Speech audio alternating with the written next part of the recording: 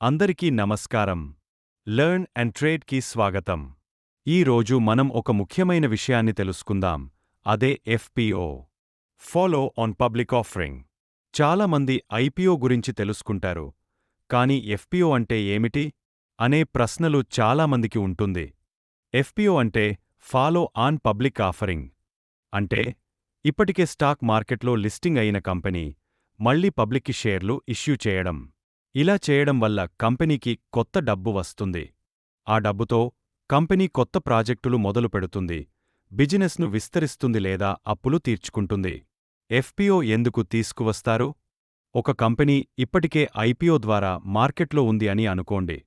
ఇప్పుడు కొత్త ప్రాజెక్టులు, వ్యాపార విస్తరణ లేదా అప్పులు తీర్చుకోవడానికి మరింత డబ్బు కావాలి.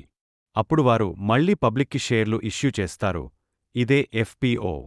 ఉదాహరణ: ఒక కన్స్ట్రక్షన్ కంపెనీ ఇప్పటికే మార్కెట్లో ఉంది. ఇప్పుడు వారు పెద్ద ప్రాజెక్ట్ మొదలు పెట్టాలనుకుంటున్నారు.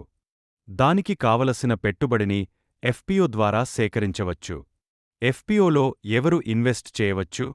ఎఫ్పిఓలో కూడా ఐపీఓలాగే ఇన్వెస్టర్లు పాల్గొనవచ్చు. రిటైల్ ఇన్వెస్టర్లు మనలాంటివారు, చిన్న మొత్తాల్లో పెట్టుబడి పెట్టేవారు.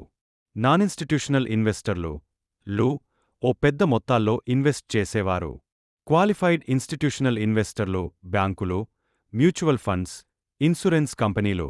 కంపెనీ ఉద్యోగులు కొన్నిసార్లు వారికి ప్రత్యేక కోటా ఉంటుంది. ఎఫ్పిఓలో ఇన్వెస్ట్ చేయాలంటే ఏమి కావాలి? Pan card, Aadhaar card, bank account, demat account. ఈ 4 ఉంటే మీరు యూపీఐ లేదా నెట్ బ్యాంకింగ్ ద్వారా సులభంగా ఎఫ్పిఓలో అప్లై చేయవచ్చు. ఎఫ్పిఓలో రిస్క్ ఉందా? అవును.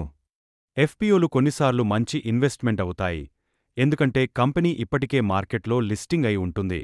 కానీ కంపెనీ ఫైనాన్షియల్స్ బలహీనంగా ఉంటే లేదా మార్కెట్ సెంటిమెంట్ బాగోలేకపోతే షేర్ ధర తగ్గే అవకాశముంటుంది.